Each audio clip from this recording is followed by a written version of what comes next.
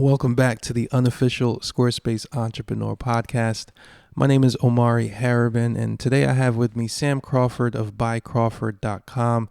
Sam is a Squarespace web designer based in the UK. He's also a Squarespace circle leader, and I've had the pleasure of getting to know Sam a little better over the past couple months, and he's been working on a course called Figure Squarespace. And as the name implies, it is somewhat of a blueprint or a roadmap to that coveted six-figure freelancer income. And I thought it would be great to have Sam on the show to talk a bit about his process, his journey, his path, what he's been working on, and whatever insights he can share with us today. Amazing. Thank you very much, Amani. Thanks for having me. I'm Sam Crawford. I'm a Squarespace web designer. I'm the founder of By Crawford, which is the web design arm of things, and then Figure Squarespace, which is the newer venture, which is teaching people how to break through that six-figure barrier that I think most of us have been dreaming of since we got into web design. So, what is the biggest barrier in your opinion in making it to that coveted six-figure freelance income? I think it's probably, this sounds a bit airy-fairy, but a lack of belief that we can charge like professional level rates, because I think a lot of people see Squarespace as just a drag and drop builder with not much potential, and the only sort of businesses that would go on Squarespace are sort of small to medium businesses, whereas that is just not the case. So what I'm trying to teach people to do is obviously increase their rates, but have confidence in increasing the rates, know how to do it in a systemized way, and find bigger and better clients. The whole system is basically put together because the whole reason I wanted to start it was because I wish someone had come to me and said, Sam, just do these exact things for the next 2 years and you can make way more than 100 grand and you wouldn't have to make all of the mistakes that you're going to make. Mm-hmm. So that is the goal with this, is just to say to people, well, here's literally everything you need to do. Just put your head down and do it. Look back in 12 months. And I don't want to say after 12 months, you will be making 100K, but I think you'll be a damn lot closer to it.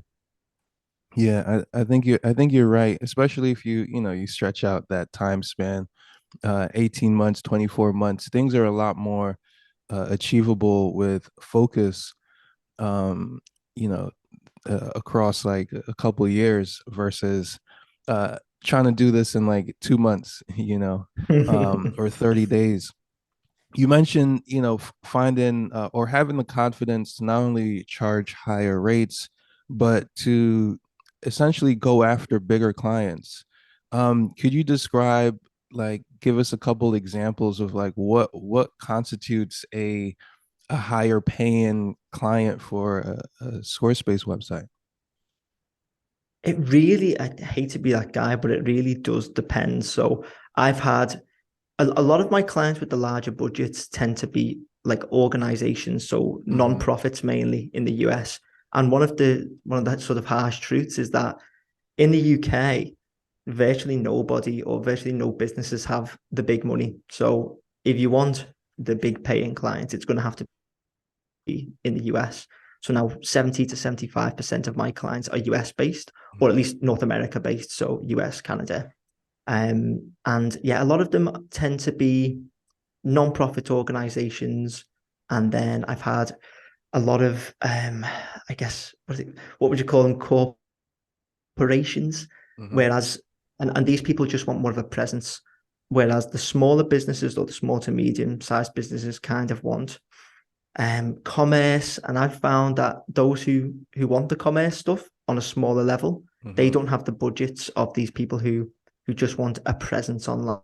Right. And yeah, it's hard to put an exact label on who these people are. But one thing that I teach people in the course is where to find them. So, for instance, you're going to have to be going on LinkedIn and getting into certain networks, which is a really complicated topic to go through. But again, Yeah. something that's covered in quite a lot of detail. Yeah, I mean, you mentioned some things that are, I think, important for our listeners, especially coming from the UK and acknowledging that maybe web design budgets aren't as big, but also the fact that if it really comes down to an organization's budget versus an individual's budget, right? So like if a website Mm. is coming out of someone's pocketbook, if you know their own personal a $10,000 website might feel a little bit more, you might feel that impact more as an individual, right? That's coming out of your bank account. But if you work for a company and or you work for a larger organization who has a marketing budget, or you know the client has a budget, then you know it's not it's not hurting them to hire you, you know. Exactly, exactly. And You put and it better than me there. well, you know, I've gone through it as well. I've learned the hard way because I actually don't like working with organizations, and Mm. I'm not a fan of it. So I tend to work with the individual solopreneur getting their thing started, where the budget might be a little bit smaller, you know. But anyway, moving on. Tell us a little bit about your background, Sam. Like, how did you even get into Squarespace web design? Was this always a thing for you, or is it something that came up because of different life circumstances? Like what brings you here today? Yeah, so it's quite a long and winding road, to be honest. I have no formal training in design or code or anything like that. So I I was fresh out of uni. I got a first class honors in sports psychology. So I was sat there and I was like, okay, I really want to be a sports psychologist. I want to start off doing research in a lab or something like that, and then I want to work with sports teams. And that was the big dream. Mhm. And then it never really materialized. And then I started a blog. So my girlfriend, she started a blog and she was like, "Oh, this blogging stuff's great." So I gave it a go. And then in the end, I quit my job that I had at the time and thought, I'll make this blog like a full-time gig. Fast forward a couple of years, I was doing well with the blog. I was then picking up copywriting gigs for other people, like writing blogs for them. And then I started using the things that I learned in blogging, so like social media, bit of email marketing, all of this to start an agency. And then for this agency, I'd seen an ad for Squarespace on YouTube, and I was like, oh, I'll try and build a website on there. That looks fun. So built this agency's website, and then I realized, oh wow, this is actually quite fun. I fast Mhm. forward another year after being let down by a couple of web designers, and I thought, oh, I can do this better. So naively, because it took me so long to learn how to do it, but eventually I went all in on just doing Squarespace websites after realizing probably about 50 to 60% of my clients were just web design anyway. Mm. So that was about, I would say, 3 or 4 years ago. And then since then, it's just been this big learning curve of this is how you deal with clients, this is how you source them, this is how you get better at Squarespace, making tons of mistakes, but that has all got me to exactly where I am today, sitting speaking to you. So when you started, where did you find that clients were coming to you specifically for a Squarespace website and now they needed a designer? Or they just needed a website and gave you like the autonomy to figure out what platform to use? Yeah, so that's a really good question because this is one of the things that if you don't know, then you're going to go down the wrong route. So what I was trying to do was I was basically searching on all the job sites for anyone that mentioned the need for a website. So like anyone who wanted any sort of website, I was like, okay, I'll do it and I'll do it cheaper than anyone else. And I'm going to do it with this thing called Squarespace. And what I was trying to do, or what I found that I was doing, was I was trying to convince them of not only my skill, but I was trying to convince them to use Squarespace over platforms that they maybe knew better, like WordPress. And so this ended up being such a hard task that I almost gave up because you're trying to convince people on two counts to work with you. So what I then realized was, okay, I need to go and find people who are just looking for Squarespace websites. And I stumbled on this, I don't know, really fruitful on Upwork. So Mhm. Upwork being the freelance platform for anyone listening who's never heard of it. And I just searched Squarespace, and then I found like 15 jobs posted in one day, and I was like, ah, this is the artery that I need to be in to get some jobs. And so that's how all of that started. It's a quick tangent. It made me realize, okay, I shouldn't really be going to any lead that is remotely cold. And so I just stopped cold emailing, cold calling, trying to convince people who are basically cold leads to go from WordPress or a custom site to a Squarespace one, and just focus solely on people who are actively looking for Squarespace, because it's Yeah, such an easy sell then. yeah, and that's a huge tip. Two tips in one. Um, but yeah, that's a huge tip because I remember like making that decision to because before I was selling like freelance marketing, right? So like I'll do Mm, everything. I'll do your ads, I'll do the content, yeah. I'll take the pictures, um I'll do a mini documentary, and then I'll throw a website in there as well.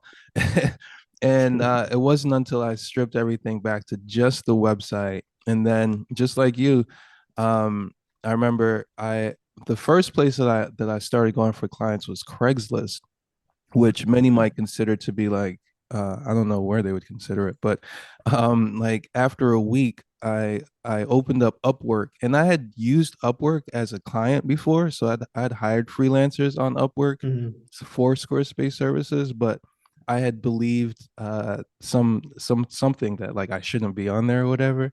But once I got on mm, there, I was like, oh, okay, I could set up, I could set up some alerts. I could do like all kinds of things to keep a fresh flow of like, all right, it really helps just to see that there are people looking for your services, even if they're not hiring you.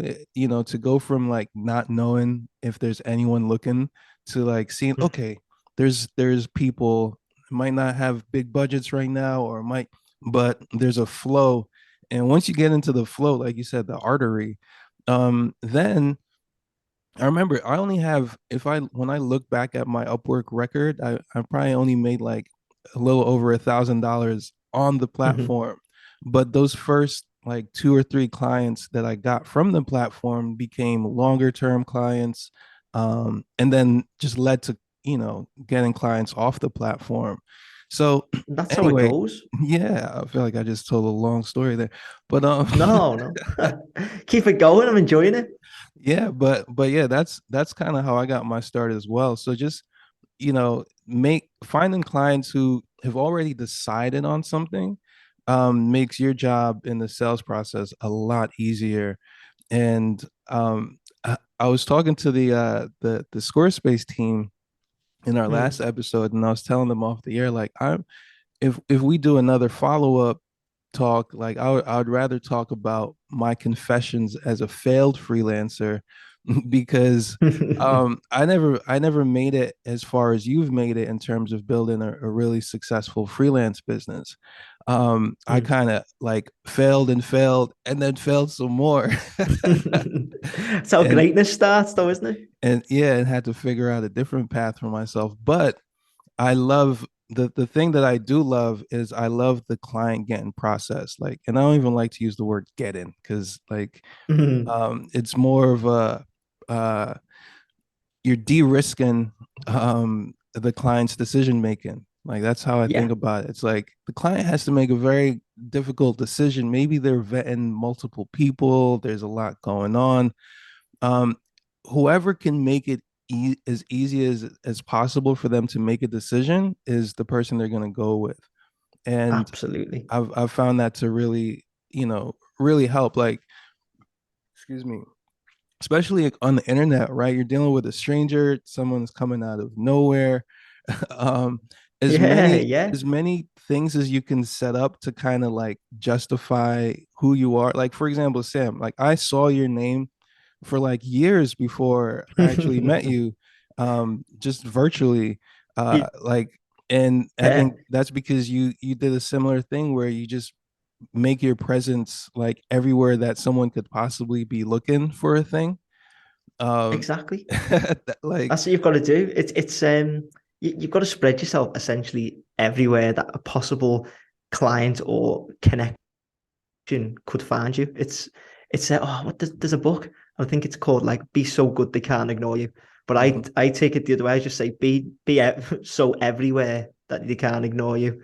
Yeah. Yeah, everywhere that they are. And it's just to me it's like marketing 101. When I think about Mm. marketing, it's like, okay, well, where are people buying the thing right now? And how can I get over there and put something in front of them so that they know I exist as well? Um, Exactly. And versus just trying to get anyone who, is willing to I don't know. Yeah.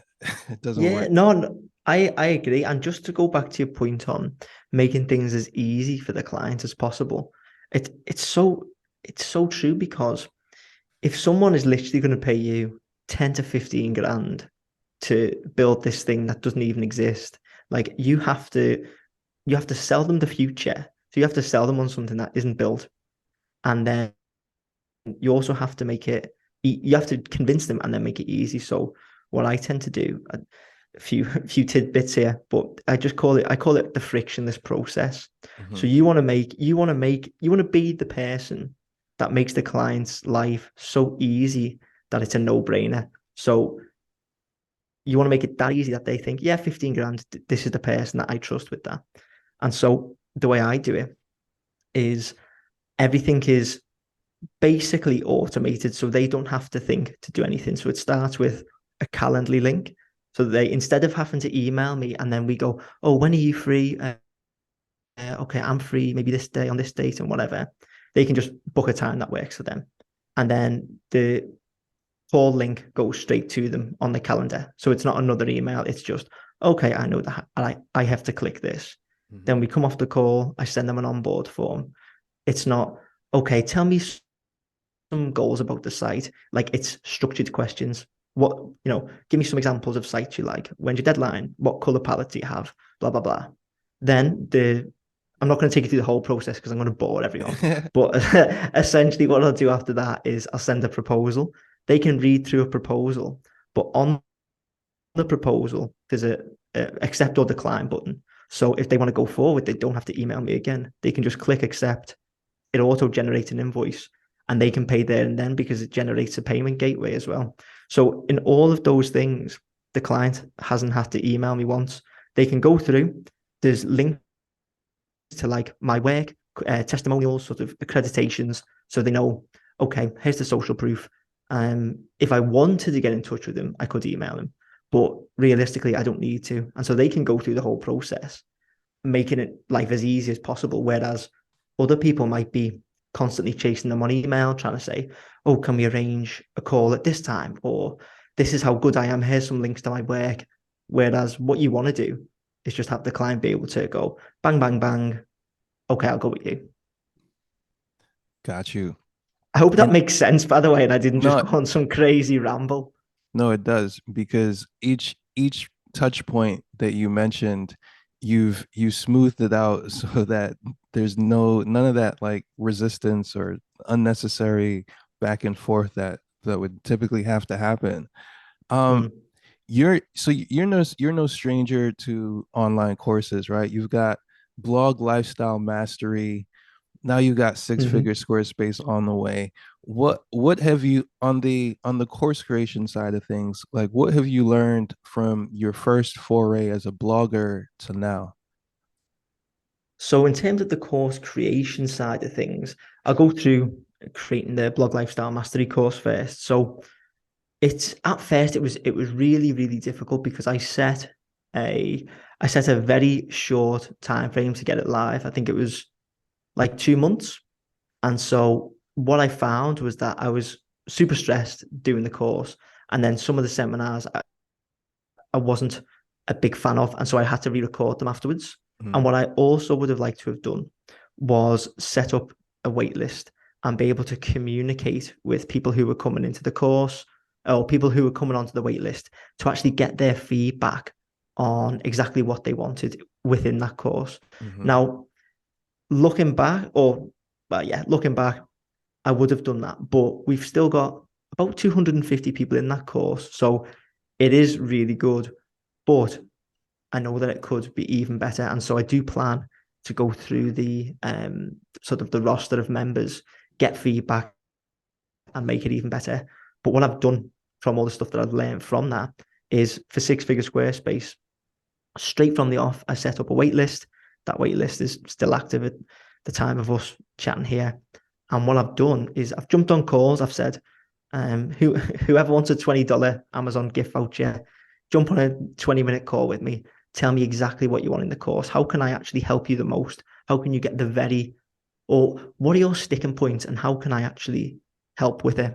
And so what I did is I spoke to about 10 people, got all of the information that they wanted in the course, put it all together.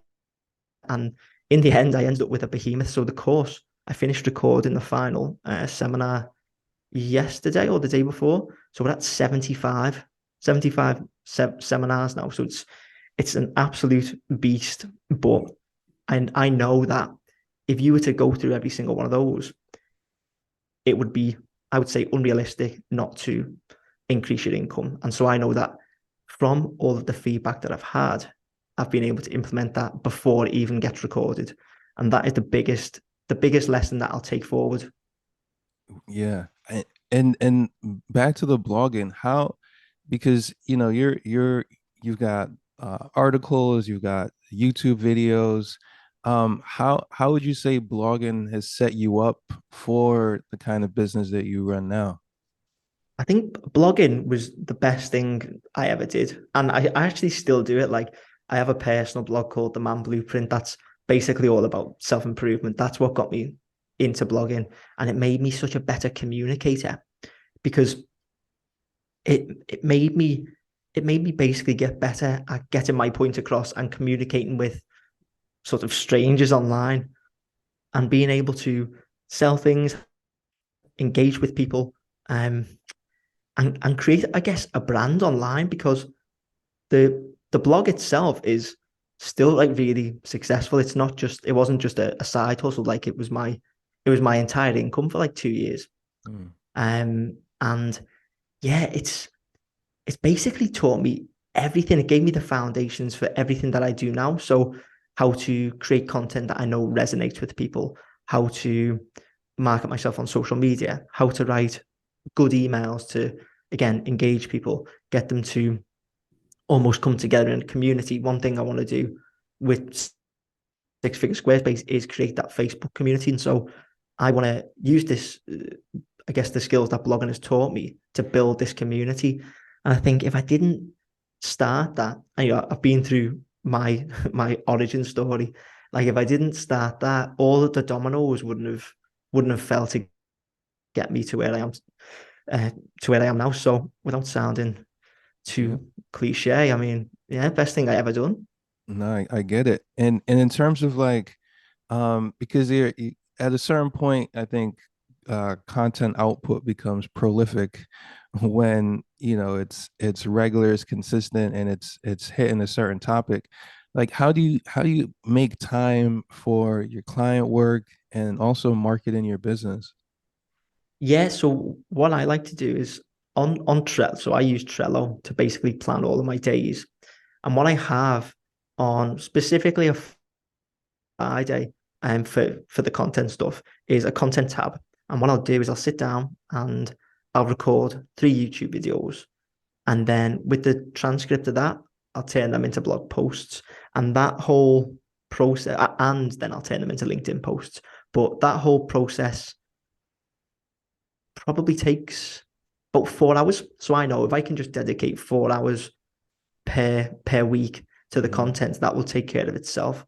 And off mm, the back of that, I'll then write like other LinkedIn posts as well. So I kind of try and stack all the content and marketing into one day.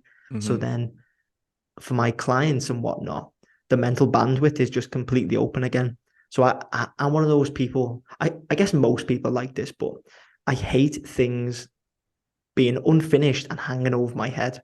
So I try and make sure it's all done on Friday and I don't think about it again until I get up Yeah. on Friday morning the next week. Yeah, I like that.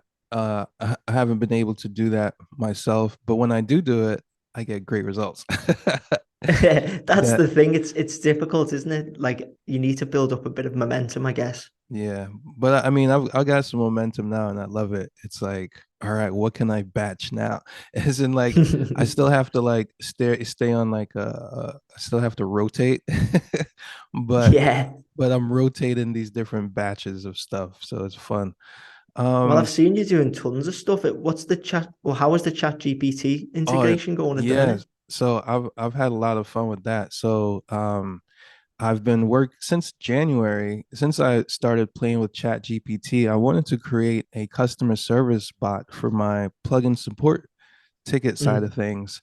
And so along the way of like learning to do that, I've made other stuff, but I finally crossed the finish line this week.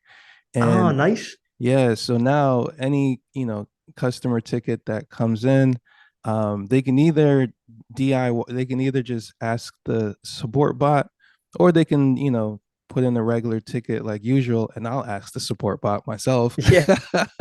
Be- because it's just a database of, thousands of tickets that we've answered over the years. So Mm. there's a lot of times where there'll be like, you might have like a one-off answer, but then it pops up 18 months later and you're like, I know I answered this already, like, Yeah. but I can't find it in my email. Like it's tough to kind of search for it. Yeah, so this like solves all of that. And the best thing about it though is it's working on it has uh made me more attentive to my support channel, because every once in a while I kind of burn out a little bit. Like every 6 months, I'm Mm. like, I don't want to see the same question that I've seen a Yeah, million yeah, times, right? yeah. So it's Stop, basically, stop. yeah, it's that, right? It's help solve that problem. So now that that's or at least like version one is done, the next Mm. version is gonna be able to like do refunds on its own. Wow. Yeah, like simple support tasks like refunds. Occasionally, people need invoices. uh if they're international, sometimes I get that request, and so it'll Mm. be able to like, generate the invoice. And um, yeah, and the thing is, like, I know there's probably enterprise tools that do this now, and then I'm pretty sure a lot of the like live chat and support bot tools have like AI integrations. But just doing my Mm. own thing is like is hugely satisfying, to I not bet it is.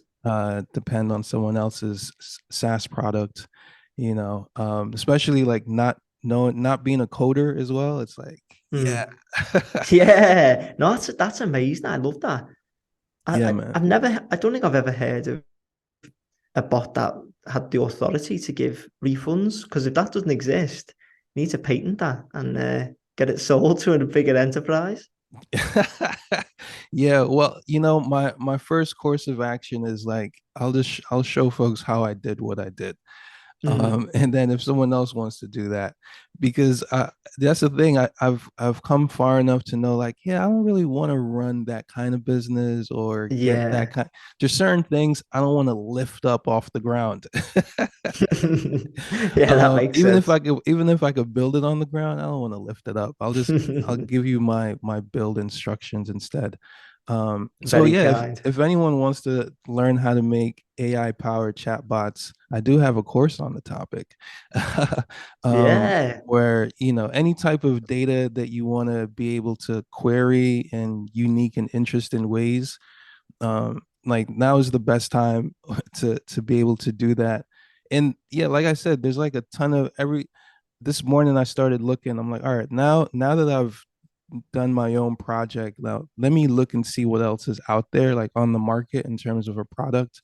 And there's a whole lot of like chat with your document like startups right now, Mm. which kind of, touch on the same thing. But for what I've had to do, I've had to like clean up clean up data and do all types of like data processing that in January, when I looked at the outline of like what was ahead of me, I was like, how am I going to do this? Like how do you do any of this stuff? Like this is so intimidating. But yeah, and it's not intimidating anymore. Yeah, got through it, man. I love that. So, did you get the bot to learn from? like tickets, Yeah, it's and all past were they tickets. in your email? Were they in your email, or did you have to copy and paste them into a document? So they good question. So there's thousands, Or right? We got do you find that out in the course? no, I'm gonna tell you, I have thousands of support tickets, right? But we use something called Support B as our ticketing software. Mm, And the only way to get the tickets out is with their API. And I've always thought APIs were cool, but I just didn't know what to mm, do, like how to do stuff with them. mm. So that was like the first thing was like, all right, how do I like get these tickets? How do I use the API to get my tickets out? Otherwise, I would have to have gone through in the like it's actually manually wouldn't have been like possible for me to copy and paste like Yeah. 3,000 tickets. Ah, man. So yeah, so all of the data is like it's not it's not coming up with like answers from the web or anything. It's all we've already answered it. So it's like Yeah. you're getting a clone as close as you could get to a clone of me, Dimitri, or Kwame in the past couple Mhm. of years. That's what the bot is. That's amazing. I really like that. Yeah, man, it's fun. And so like Squarespace Guru, which we talked about the last time, like Yeah. that was a step on the way to this, right? Squarespace Guru is Mm. more like external. So those are like all of that stuff is like publicly available. Whereas with the support tickets, this is like internal data.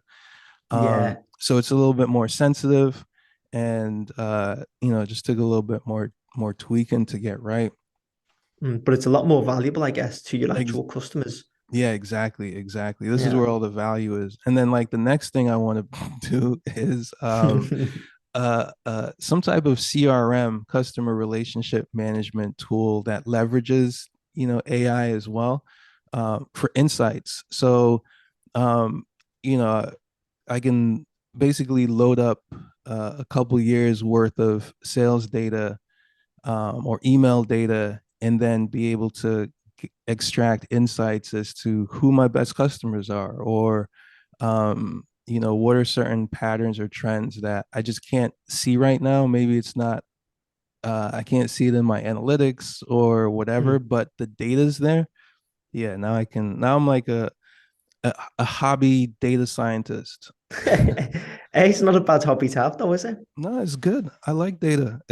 Yeah. It helps me make better decisions.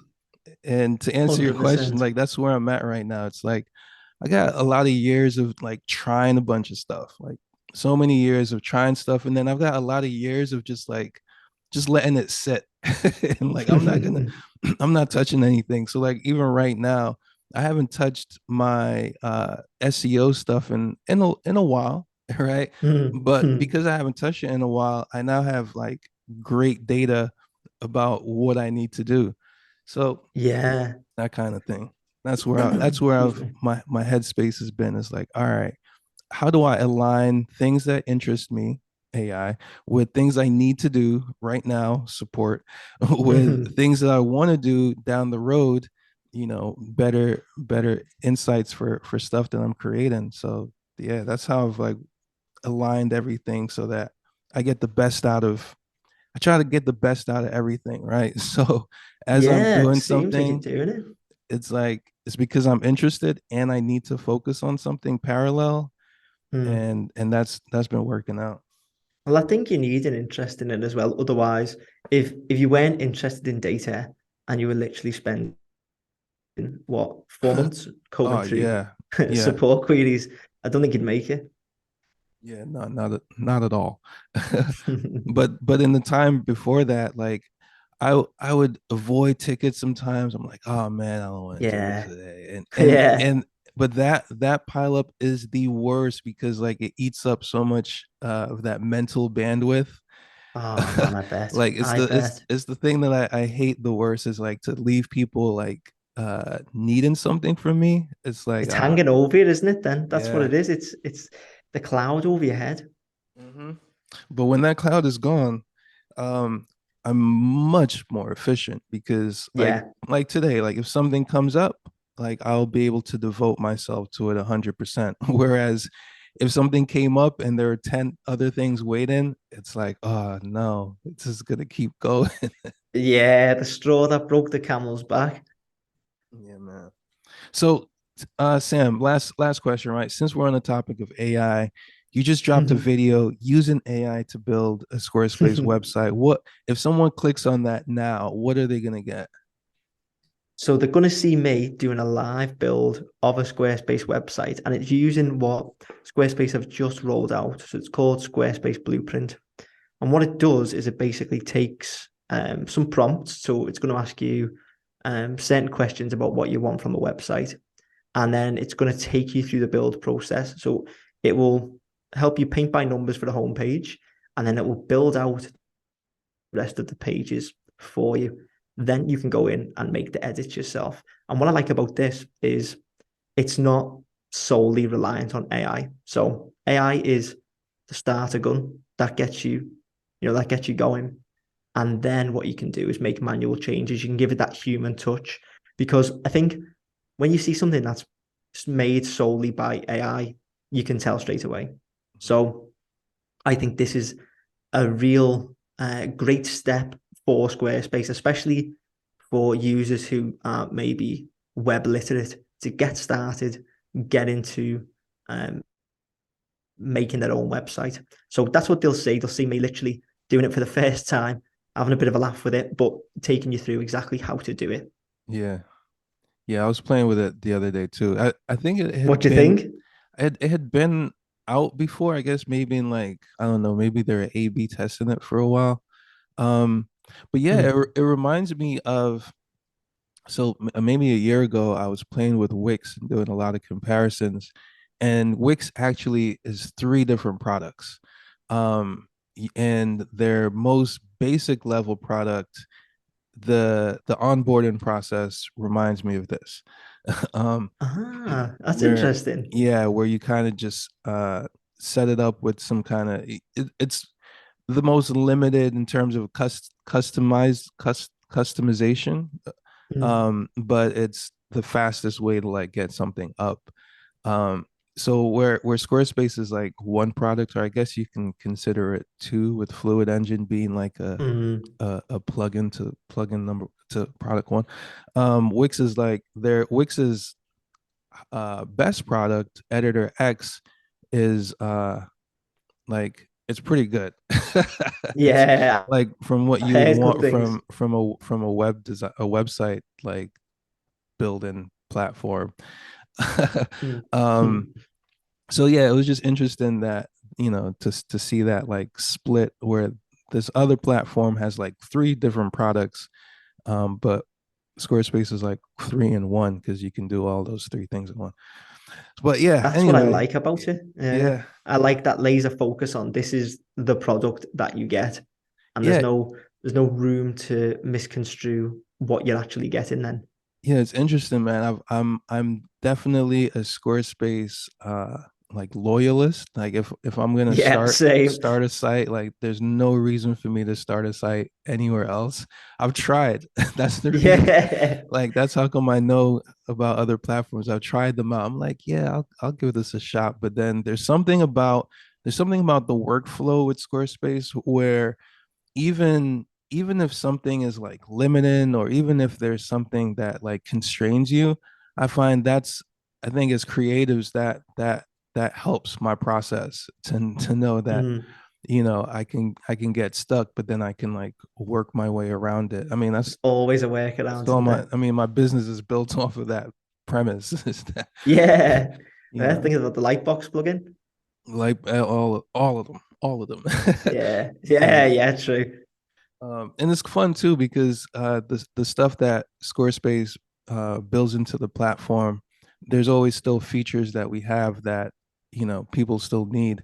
And I remember my first person I interviewed on this podcast, Ward from Memberspace. This was like a topic years back. It's like, what do you do when Squarespace makes memberships, like, they add that product, and this was before Mm. memberships existed. And it's like, yeah, well, we're working on this every day, and so there's always features and things that we're adding that, it's just what it is. So for Yeah, for anyone who's like, building stuff on top of the platform, there's always that risk of like, well, what if something goes away? And it's like, as long as your focus is on solving problems, even if a new problem arises, you've just had so much preparation of solving problems that it just keeps going. So exactly. That's the game, isn't it? yeah, it is. It's a fun one, man. It's fun Yeah, man. because like it's 100%. like once you get that focus, and I'm talking to a sports psychologist here, you. So well, well, once you get that focus, man, it's like you can let go of a lot of the other stuff that can get in the way. Yeah, exactly. Once you've solved one problem, it makes it easier. Greases the groove to find another problem and solve that. And once you get into that flow, like you say, you become a problem-solving machine. And I guess that's what we do with every product. I mean, look at the, six-figure Squarespace. Look at the chatbot you've just built. It's all problems that we've had Yeah. or our customers have had, and we're thinking, okay, well, let's fix it. Yeah, yeah. And I see conversations a lot with new entrepreneurs or whatever, and the like coming up with an idea, right? It's like, how do you come up Mm. with an idea? And I've never I like to myself, I can come up with good ideas or whatever, but good ideas don't always translate to like customers or sales. Yeah, Um, exactly. but good solutions to problems that people are willing to pay for, that that solves itself right there. Yeah, sells Um, itself. Yeah. so if you're stuck trying to come up with an idea, like I never came up with ideas for plugins. Like plugins existed 2 years before I started selling them, right? Never Mm. came up with like an idea because it was like, well, all the good ideas are obviously taken. and, and Yeah. and yeah, that's like that is something to sit with for a second, is like this belief that all the good ideas are taken, so you kind of either have to wait for a better idea to pop up. When uh I'm still surprised to this day, like the problems that will find their way to me that haven't been solved yet, where I'll be like, wait, so if I search this right now, there's not a blog Nothing. post, Yeah. there's not a YouTube video, there is not a forum mention. um like I love that space because like that's where, like to me, that's where everything happens. Is like before something becomes a thing, you'll get the heads up like, oh, prob problems are coming Yeah, down it's the coming up. line, right? This is the first one. If you could tackle this one, you're gonna get all the rest of them, man. Yeah, 100%. Like what you were saying about all the good ideas are taken. Yeah, that's why you just build on them. I mean, you think when the wheel was invented, if we, God, I'm gonna get like really philosophical, but we wouldn't get anywhere if people waited around to try and build a new wheel. But now we've got tires and now we've got cars. We'd still be doing horse and carriages if people hadn't invented tires. And I guess I am going on a bit of a tangent here, but you know what I mean. I'm not going to embarrass Yeah. myself further.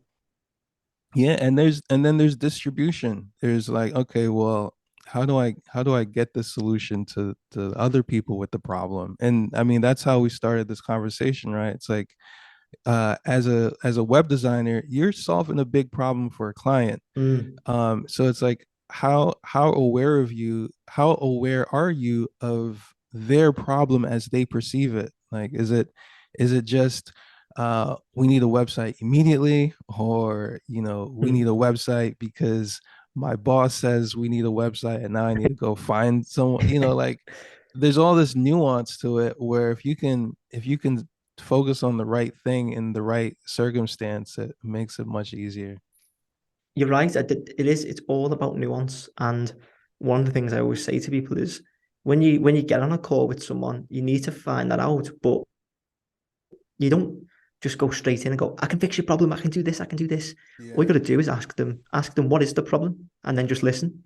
Listen for 10, 20 minutes, and then at the end go, okay, well, here's how you solve it. Yeah. And it comes back to what we were saying. All all businesses, for the most part, is someone has a problem, you solve it. Like I didn't invent web design. I didn't invent my particular way of doing web design, but I can still be wildly successful doing web design because there's always going to be clients who have a problem that needs me to fix it. And I Yep. guess that goes for anyone Yeah. listening. Yeah. And then and this is my last point because obviously I like this topic. Um, and then every day there's new people who wake up and say to themselves, I need a website today, or Exactly. this is the day that I'm gonna Exactly. go look for someone, or like when I in my meditative states, I go to the place where things haven't happened yet, and I like to just get in front of them, right? So like Mhm. for every client that has come your way, there has been a moment before they met you, before they knew you existed, where they said something to themselves, right? Where they identified a need. And you don't have any control over that moment, right? But that Mm. moment has to happen in order for the later moments where they meet you and all of that stuff to happen, right? So Exactly. because that moment happens outside of your control, like in a still space, like when I Mm. meditate, that's where I go. In Yeah, terms of like it's if interesting that. yeah, I just gave No, because away a I've never big thought about little it. secret to my strategy. Yeah. Yeah, yeah, just seeing into your psyche. I actually, I'd never ever thought about that, about the chain reaction that has to go off. One person just wakes up one morning, thinks, okay, I'm gonna go and tell someone that we need a website, and then that chain reaction starts. Yeah. And I've never thought that far back in the process, to be honest. Maybe there's Yeah. a way we can engineer Yeah. I mean, it. it's mental exercise. It's a mental Yeah. exercise, and it kind of frees you up from all of the like the constraints of the present moment, right? Like in the present moment, it might seem like things are very like rigid and stuck, Mm. because they kind of are, right? But Mm. the present moment is always changing. So it gets you out of the stuckness so that you can move with the change, right? Like, and that's where I call it engineering serendipity. That's I if like I that. yeah, that's my label for this whole idea is that there are these like serendipitous things that occur, right? You get a lead in your inbox this afternoon, and it's like perfect, right? Um, Mm. but if you were to like rewind the tape in your mind a little bit, um, like were you anxious before that, or were you excited before that lead came in? What have your pattern of thoughts been leading up to that serendipitous moment? Mm. Were you really grateful that day? um in doing that, like thought tracing the thoughts back, um lets you pattern them out into the future, where it's like, all right, maybe I just need to stay grateful, or maybe I need to Yeah, no, be that makes optimistic. sense. And it's easy to stay that way when you're working. And it's easy to stay like Mm. that when there's like a flow, right? But like if the flow ever dries up, you have to be able to like get back to the top of the mountain, where the flow starts. Mm. I agree. I agree. Because So it almost snaps you back into consciousness, doesn't it? When let's say things dry up for a couple of weeks or maybe even longer, and you're not in that, you don't have that equilibrium anymore. It's been shattered yeah, because you're not quite working. So you have to, like you obviously do, is do that deep thought process.